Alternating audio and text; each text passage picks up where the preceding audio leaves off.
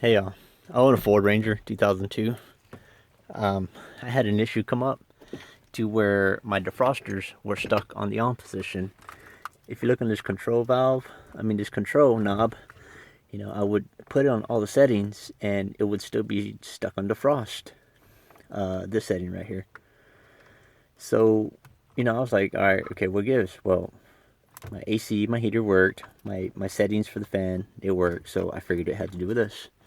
So once I opened it, I realized that there was hoses back here and found out that they're vacuum hoses. I guess the different combinations trigger whatever vent to open and close. So anyway, what I came to figure out is I was getting no suction on this white line right here.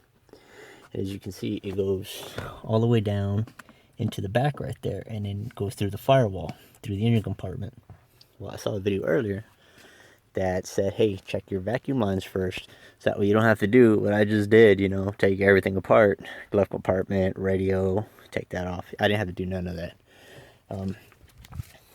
So what I did find out was my vacuum reservoir got disconnected. So when it got disconnected, and this was yesterday because I was trying to pull off some wires that the prior owner had hooked up to whatever he had, but he had it zip tied over here. So when I was pulling out the back, it basically took that off the ball. And ever since that, I was having the issues of the settings. So I was in the process, as you can see the screws here, of removing that cover right here. And then that's when I saw this vacuum hose just dangling.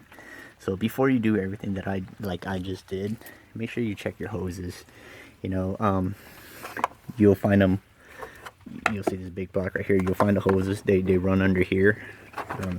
Two separate ones. I don't know if you see them. Right here. And as you can see, they go through. One goes to here. Through the heater on and off switch or the vacuum pump there, and the other one goes to the vacuum reservoir, which was bolted here, which I got to put back on now. I started the truck, let it run a little bit, revved it, just to rev it, and sure enough, it worked. Everything worked. I'm a do-it-yourself guy. I had no prior experience on how to do mechanical stuff, but it works like a champ now. So if you ever have that issue, check your vacuum hoses first. Alright, thanks. Hope this helps. Now to put everything back together that I did need to take apart.